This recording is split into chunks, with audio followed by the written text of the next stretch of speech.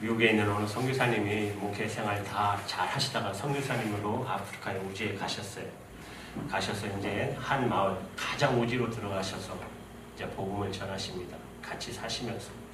근데 말씀을 이렇게 복음을 전하다 보니까 그 원주민들이 하는 행동이 막 코를 아무데나 막 푸는 거예요. 막 대화 중에도 막 흥 하고 풀러. 그래서 이건 안 좋다. 이렇게 완전 이거 뭐 너무 이렇게 마음에 목사님 마음에 좀 이렇게 아래로 보는 마음이 있었죠. 정말 이 사람들 이 정도 수준밖에 안 되나. 그러면서 생각을 했어요. 이 사람들한테 교육을 시켜야 되겠다. 그러면서 그 다음날 이제 원주민들하고 대화를 하면서 가셔서 이제 막 코를 이렇게 푸니까 이제 손수건을 성사님이 딱 꺼내셔가지고 코를 팍 풀어가지고 주머니에서 딱 넣었어요. 그러면 이제 보고 배우겠지 했는데 웬걸? 그때부터 난리가 났어요. 어디에서 미개인이 왔다는 거예요. 그 들어온 것을 코에 여기 봉지에 여기 천에 싸서 주머니에 넣고 다닌다고. 제가 왜 이 말씀 드리냐면 선입감이라는 게 그렇게 무섭다는 것입니다. 여러분 예배의 형식이 좀 다를 수 있어요. 새로 오셔서. 그러나 마음의 문을 열고 하나님의 말씀을 들으시면 거기에 바로 은혜가 있을 것입니다. 여러분 제가 최대한 제 말은 안 해요. 하나님 말씀만 전해요. 그러려고 노력을 많이 해요. 그러니까 여러분 마음의 문을 여시고 귀한 하나님 은혜 받는 시간 되기 바랍니다. 여러분 우리가 예수를 영접하고 그리고 우리가 하나님의 나라 영생을 얻고 나면 그러면 우리 주변에 있는 사람들이 우리의 변한 것을 알게 됩니다. 그래서 사람들이 나를 칭찬하는 것을 보게 됩니다. 우선 놀라게 되는 것이죠. 어떻게 저 사람이 저렇게 됐을까? 그렇죠. 칭찬하게 됐죠. 나의 변화에 대해서. 사도행전 2장에 보면 그리스도인들이 온 백성들로부터 칭찬을 받았다는 말을 합니다. 초대교회 성도들이 사도행전 6장에 어제도 저번 주에 우리 목사님이 설교하셨지만 교회 집사를 세울 때 조건 중에 하나가 바로 칭찬받는 사람입니다. 주변 사람들이 인정해야 한다는 것이에요. 그 사람이 변한 것에 대해서. 그런데 우리가 꼭 기억해야 될 것은 똑같은 이유 때문에 예수를 믿고 내가 변한 것 때문에 미움도 받을 수 있다는 사실을 기억하셔야 합니다. 칭찬도 받겠지만 미움도 받을 수 있다는 사실을 우리는 명심해야 합니다. 꼭 칭찬만 받고 모든 사람들이 좋아만 하는 것은 아닙니다.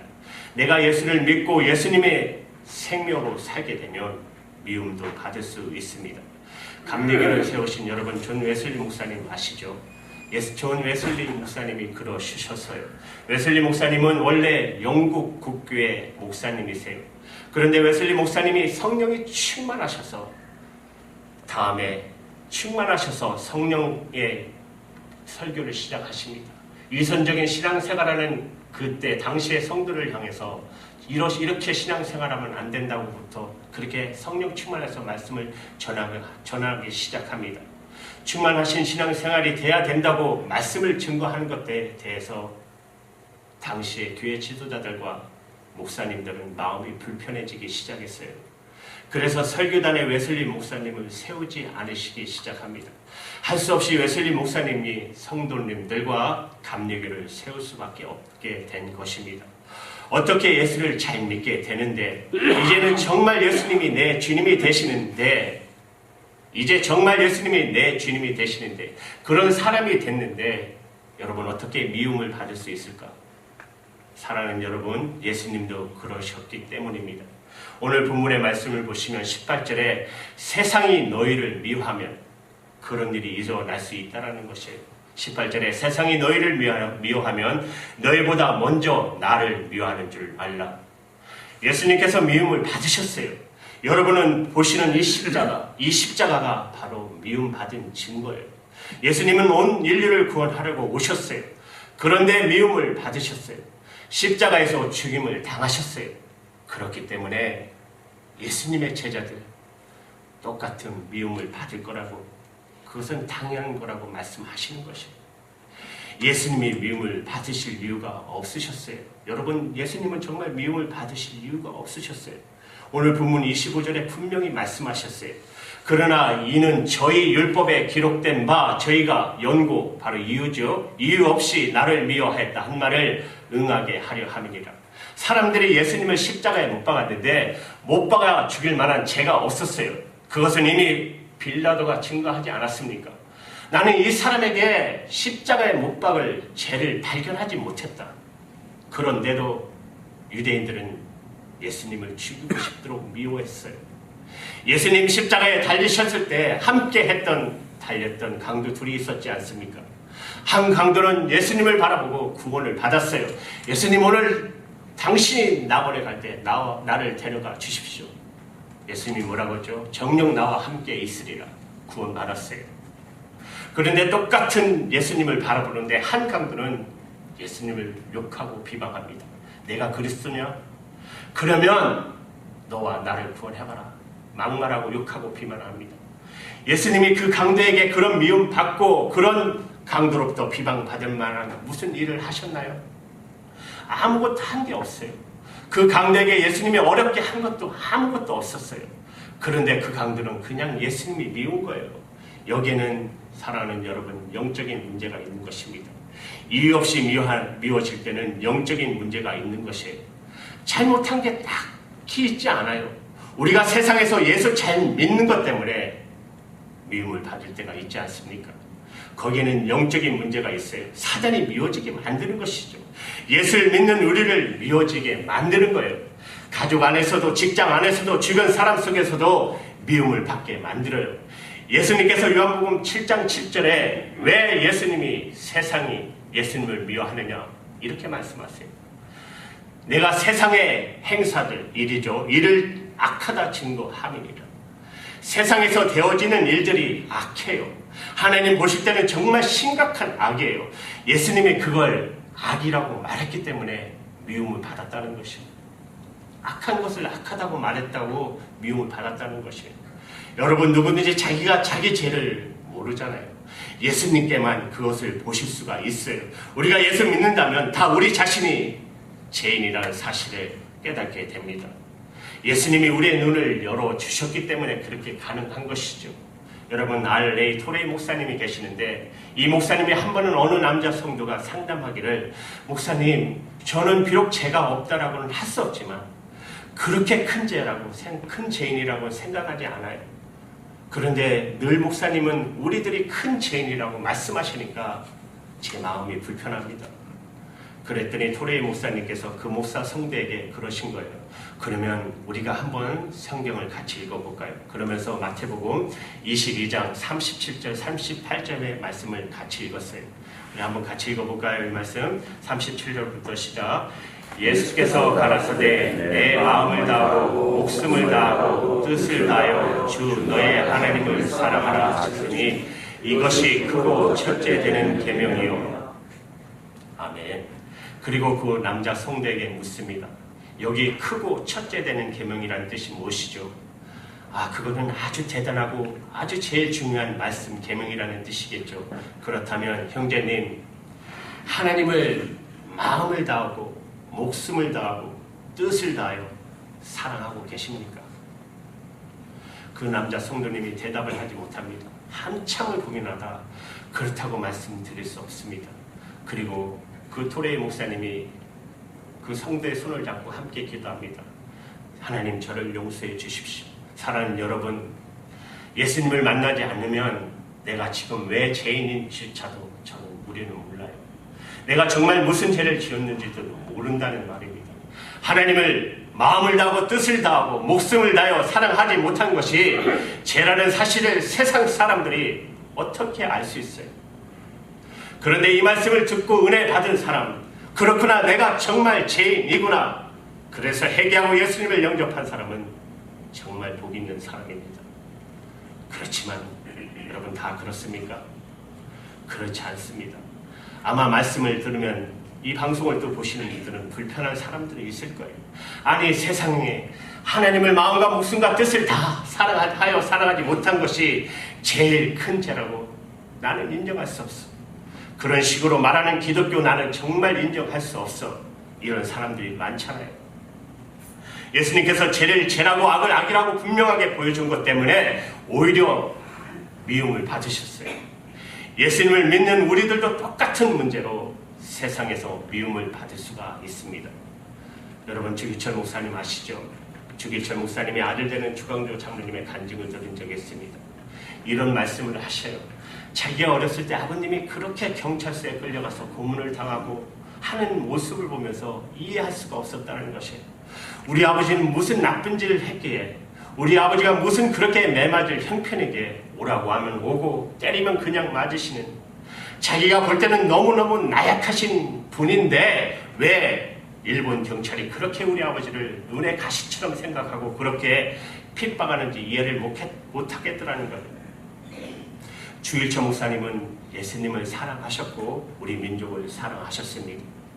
우리나라가 독립되기를 그렇게 원하셨지만 한 번도 큰 소리로 길거리에 나가서 조국의 독립이나 조국의 해방에 대해서 말씀하신 적은 없으십니다. 설교 중에도 일본을 나쁘게 이야기한 적도 없으셨어요. 그런데도 일본 경찰은 7번이나 붙들어 놓고 고문하고 결국 죽였습니다.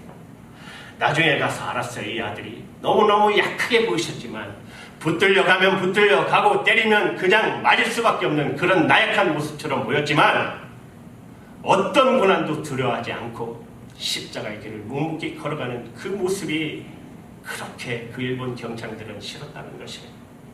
그들에게는 그렇게 무서웠다는 것이에요. 그 목사님이. 그래서 죽여야만 될 정도로 그렇게 무서워한다는 거예요. 사랑하는 여러분, 예수님의 생명으로 살아갈 때 까닭없이 미움받는 일이 있어요. 솔직히 있어요. 그렇죠? 오늘 이 말씀을 하시는 이유는, 주님이 오늘 이 말씀을 하시는 이유는 우리가 그런 일을 겪을 것이기 때문에고 그렇게 말씀하셨어요. 오늘 읽지 않았지만 바로 앞장에 요한복음 16장 1절에 보시면 너희로 실족치 않게 하려 함이니 그러셨어요. 이제 예수님이 십자가의 길을 가시고 그리고 승천하신 다음에 이제 제자들에게는 박해가 오게 될 것입니다. 이런 일이 생길 때 왜 우리가 하나님이 기뻐하는 뜻대로 살려고 하는데 사람들은 나를 미워할까? 이런 일이 올 때 너희들을 하여금 당연히 그런 줄 알도록. 왜요? 예수님이 그렇게 당하셨으니까. 예수님이 그런 미움을 받으셨으니까. 예수님의 제자들인 너희들도 우리도 당연히 그래야만 이렇게 받도록 하기 위해서 이 말씀을 하셨다고 그러셨어요. 여러분, 우리가 세상에서 불공평함을 당할 때가 있습니다. 예수님도 불공평을 받으셨기 때문에 예수님께서는 아무런 죄가 없으셨어요. 우리의 죄를 우리 대신해서 벌받기 위해서 십자가에 죽으신 것이 그것이 공평한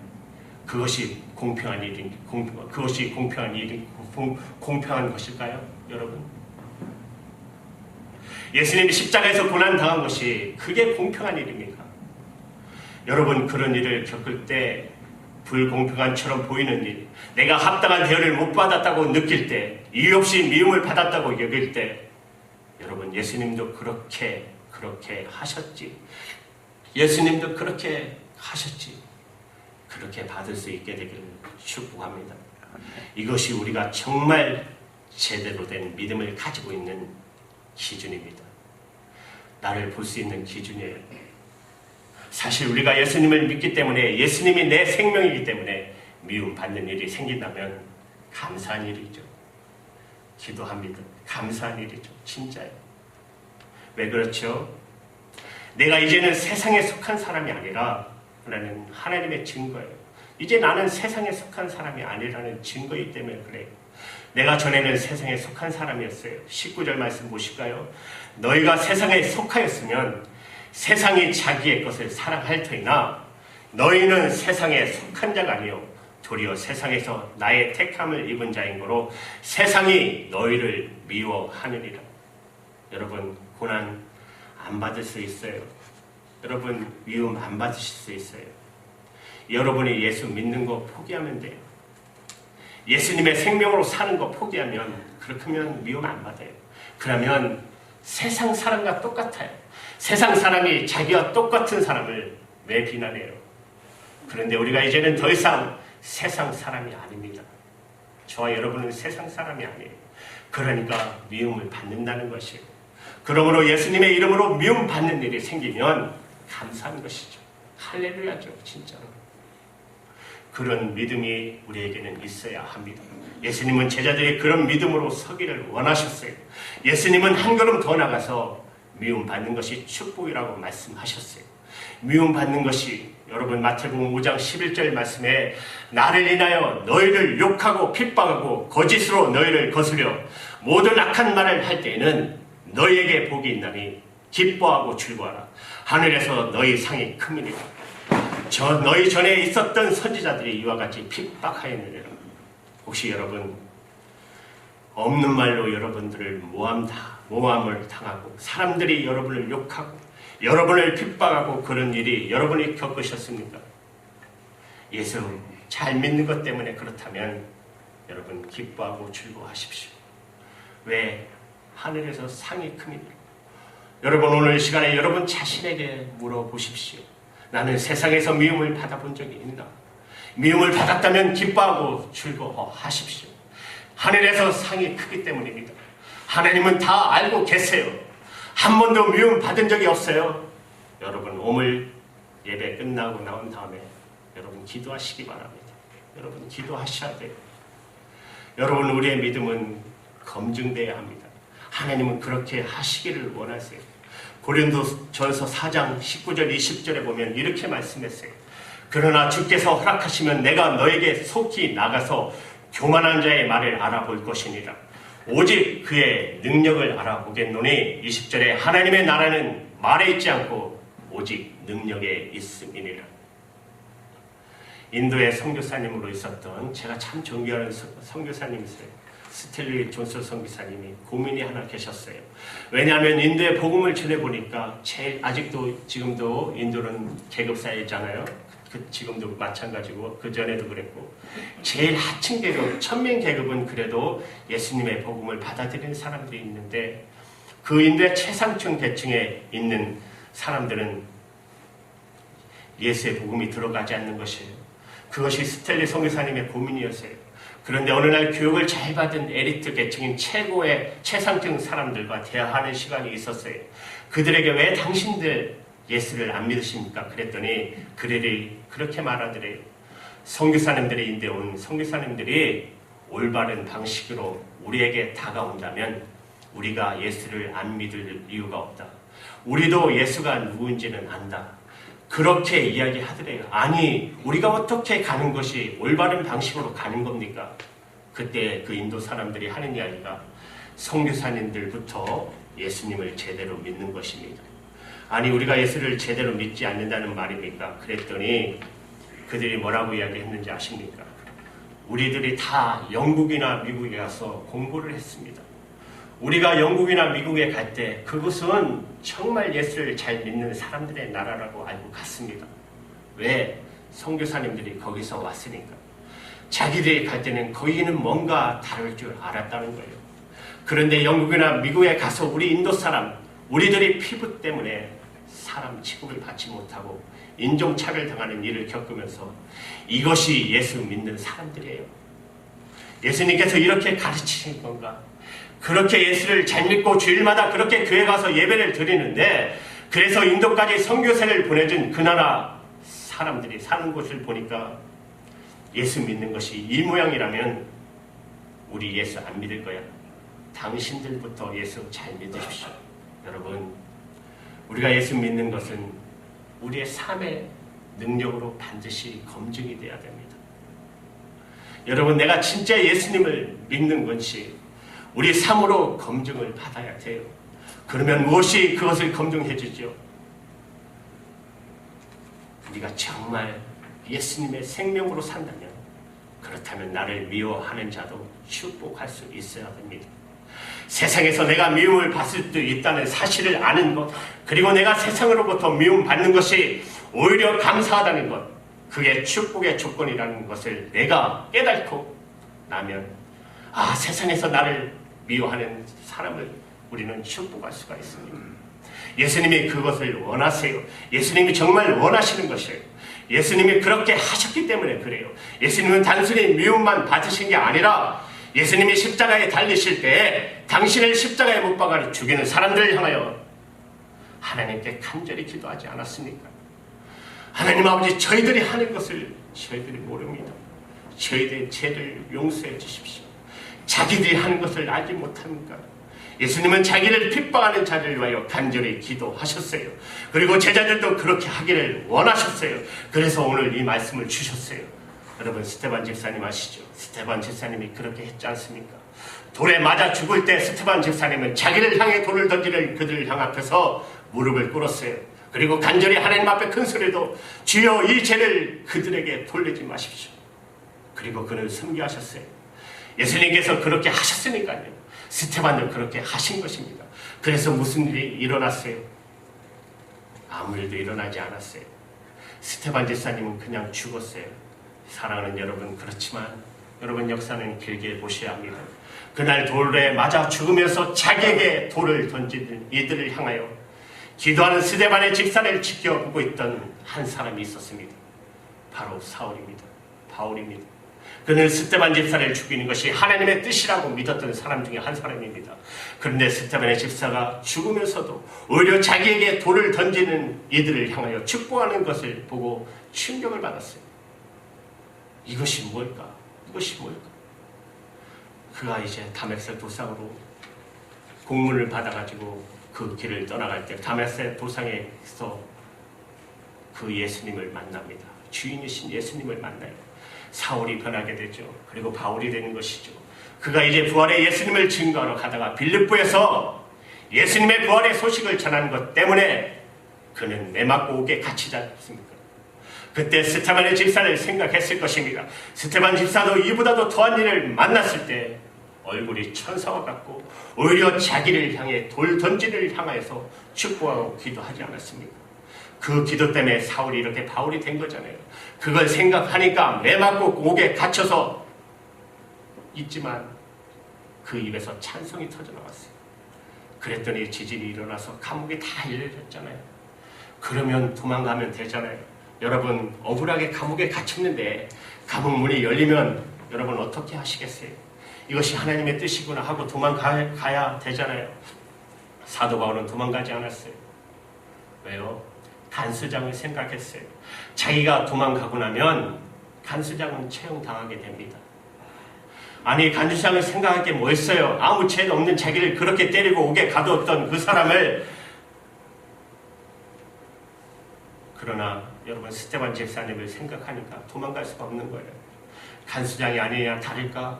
옥문이 다 열렸으니까 당연히 다 도망갈 거라고 생각하고 자기 스스로 목숨을 끊으려고 자결하려고 해요. 사도 바울이 소리칩니다. 여보시오, 여보시오, 우리가 여기 있으니 안심하십시오. 간수장이 깜짝 놀라잖아요. 감옥 문이 열린 것도 그렇지만 감옥 문이 열려도 도망가지 않는 이 사람들은 도대체 뭐냐는 것이에요. 아니, 이 사람들은 도대체 뭐냐는 것이에요. 그날 간수장이 예수님을 영접합니다. 그리고 빌립보 교회가 세워졌어요. 스데반 집사님이 자기에게 돌 던지는 미워도 이렇게 미워할 수 있나 하고 던질 수 있는데도, 저주할 수 있는데도 도리어 그들을 향하여 축복하지 않았습니다. 여러분, 이것이 정말 예수님의 생명으로 사는 증거라는 말입니다. 얼마든지 우리가 그렇게 하실 수 있어요. 여러분이 기도하시면 돼요. 주님 미움 받으실 때 주님 제게 두려움을 제해 주시옵소서. 돌짝밭 같은 마음, 두려운 마음이 가득 찬 마음이라고 그렇게 말씀하고 있어요. 예수님이 그렇게 말씀하셨어요. 예수님의 말씀 때문에 핍박당하고 고난당할 때에 그게 무서워서 그 말씀대로 살지 못하는 사람의 마음이 돌짝밭 같은 사람입니다. 여러분, 예수 잘 믿는 것 때문에 어려움 당하거나 미움 당할 때 기도하시기 바랍니다. 하나님, 내게 두려움을 제하여 주십시오. 그러면 반드시 여러분 성령님께서 여러분에게 그 미움 받는 것이 여러분에게 축복이라는 사실과 미워하는 사람도 사랑할 수 있다는 이 사실을 하나님께서 알려주십니다. 사랑하는 여러분, 우리는 두 가지 가능성을 가지고 살고 있습니다. 하나는 오랫동안 살 수 있는 가능성, 또 하나는 얼마 안 있으면 죽을지 모를 가능성. 이 두 가지 가능성에서 우리는 살고 있는 것입니다. 만약에 저와 여러분이 얼마 안 있으면 하나님 앞에 가야 될 그럴 경우라고 했다면 여러분 준비되셨습니까? 의로우신 하나님 앞에 서실 준비가 되셨습니까? 심각하게 생각해야 될 일입니다. 교회 안에 들어와 있지만 아직도 많은 사람들이 구원의 확신이 없이 신앙생활을 한다는 거예요. 여러분의 자녀들은 준비가 되어 있습니까? 우리 교회는 전부 다 여기에 계신 분들은 다 하나님 앞에 서실 준비가 되셨나요? 예수 믿고 구원의 축복은 다 받아 놓으셨습니까? 그러나 하나님 앞에 서실 때 겨우 구원만 받은 모습으로 서실 것인가요? 예수님의 이름으로 미움받았던 그랬던 일, 그 일을 오히려 감사하고 그리고 나를 미워하는 자를 위해 그들을 뜨겁게 사랑하며 기도하고 축복했던 그런 일 한번 가져보지 못한지 그렇게 하나님 앞에 서실 것입니까? 오늘 이 시간에 주님은 우리에게 분명한 결단을 원하십니다. 미움을 받을 때가 있어요. 내가 예수님을 너무 잘 믿기 때문에 제대로 믿기 때문에 오히려 세상으로부터 미움을 받을 수 있어요. 그 일은 오히려 나에게 감사한 일이고 그것은 축복이라는 사실입니다. 그러나 거기서 그쳐서는 되는 것이 아닙니다. 나를 미워하는 자, 나는 그를 향하여 축복하는 것입니다. 세상이 나를 미워하면 세상을 축복하는 것입니다. 사랑하는 여러분, 세상으로부터 미움받는 자가 되기를 진심으로 주님의 이름으로 축복합니다. 기도하시겠습니다.